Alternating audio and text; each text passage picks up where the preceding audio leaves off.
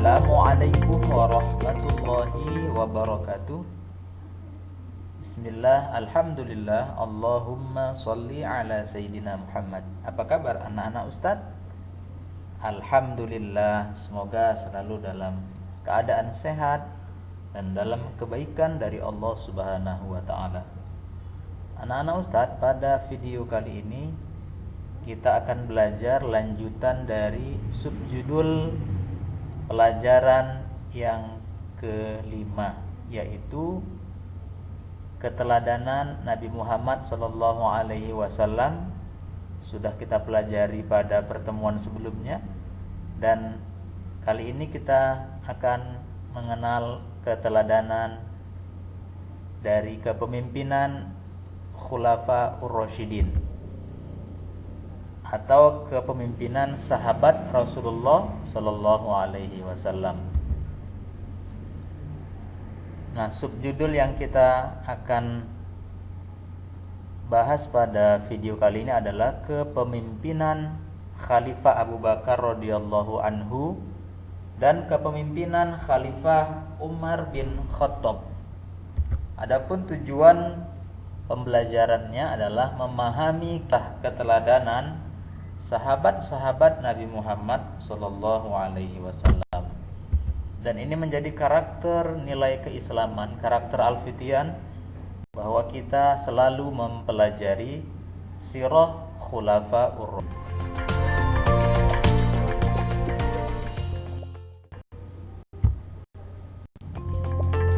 Baik anak-anak Ustadz, mari kita mulai pembelajaran kita melalui video ini dengan membaca doa. Bismillahirrahmanirrahim. Rabbi zidni ilma warzuqni fahma wa amalan mutaqabbala ya arhamar rahimin. Kita masuk kepada yang pertama, yaitu kepemimpinan Abu Bakar radhiyallahu anhu.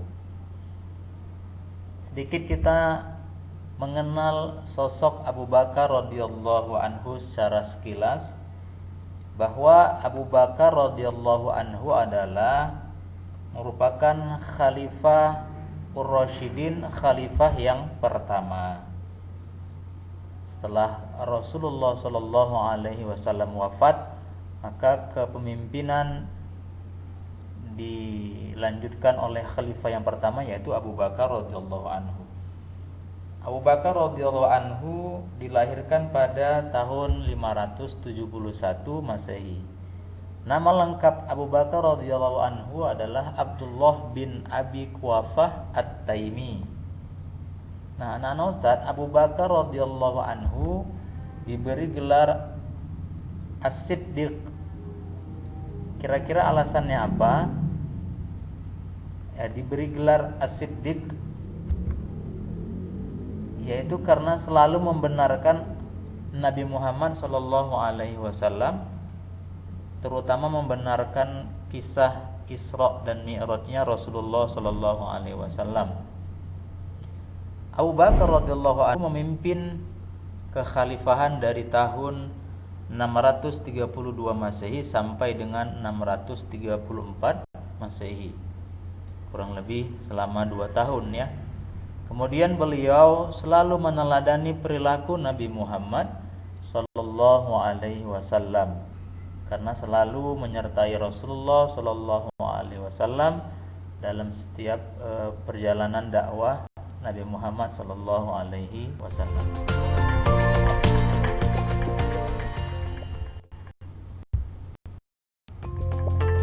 Nah, anak Ustaz, tadi setelah kita mengenal biografi dari Khalifah Abu Bakar radhiyallahu anhu, sekarang kita mengenal tentang sikap perilaku Abu Bakar radhiyallahu anhu. Ada keteladanan perilaku Abu Bakar radhiyallahu anhu yang menjadi teladan bagi kita. Ketika kita meneladani beliau, maka itu menjadi kebaikan bagi kita di sisi Allah Subhanahu wa ta'ala. Paling tidak ada 2, anak-anak Ustadz, bagaimana yang ada di dalam buku paket PAI kita, yaitu perilaku Abu Bakar radhiyallahu anhu. Coba lihat dari gambar ini. Ya, ini gambar yang sedang musyawarah.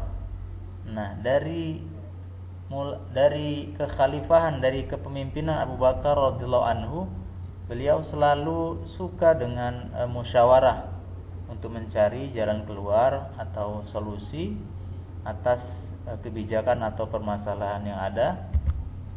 Beliau suka bermusyawarah. Kemudian yang kedua, dari gambar ini anak-anak Ustadz, sebagaimana yang ada dalam buku kita. Nah, sebelum dan sesudahnya Abu Bakar radhiyallahu anhu menjadi khalifah, dulu sebelum Abu Bakar menjadi khalifah, beliau suka menolong orang lain, menolong memerah susu kambing. Nah, bahkan ketika sudah menjadi khalifah, kebaikannya untuk suka menolong rakyatnya terus ia lakukan walaupun sudah menjadi khalifah.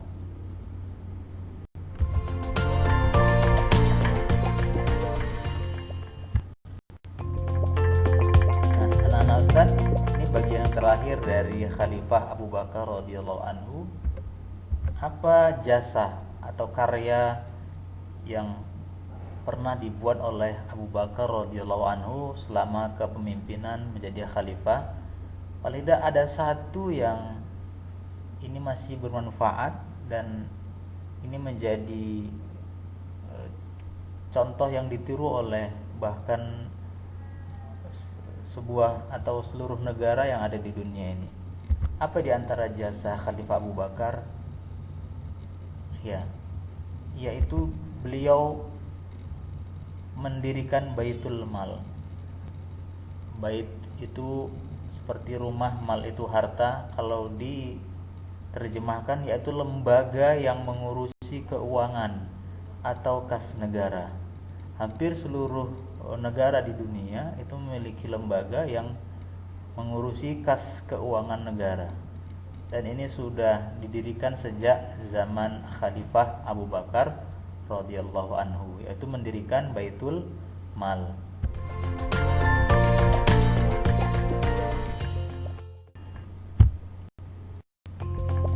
Oke anak-anak Ustaz, masih tetap semangat? Iya, alhamdulillah. Kita lanjut ke subjudul yang kedua, yaitu kepemimpinan Umar bin Khattab. Tadi yang pertama kepemimpinan Abu Bakar radhiyallahu anhu. Sekarang kepemimpinan Umar bin Khattab. Nah, sama seperti tadi kita sekilas mengenal Umar bin Khattab radhiyallahu anhu. Nah, Umar bin Khattab itu adalah khalifah yang kedua, yaitu melanjutkan kepemimpinan setelah Khalifah Abu Bakar radhiyallahu anhu meninggal. Maka kepemimpinan dilanjutkan oleh Umar bin Khattab sebagai khalifah yang kedua. Adapun nama lengkapnya adalah Umar bin Khattab bin Abdul Uzza. Kalau Abu Bakar radhiyallahu anhu memimpin kurang lebih selama 2 tahun, maka Umar bin Khattab radhiyallahu anhu memimpin dari tahun 634 Masehi sampai dengan 644 Masehi, kurang lebih ada selama 10 tahun.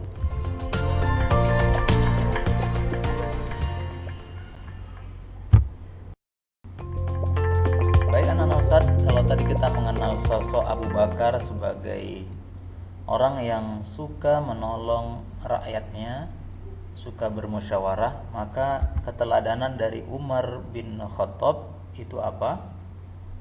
Paling tidak ada 2 yang kita dianjurkan untuk meniru, meneladani perilaku Umar bin Khattab. Beliau pemimpin yang sederhana, anak-anak Ustaz. Contoh sikapnya dalam kepemimpinan yang sederhana, ini ilustrasi gambar cahaya lampu.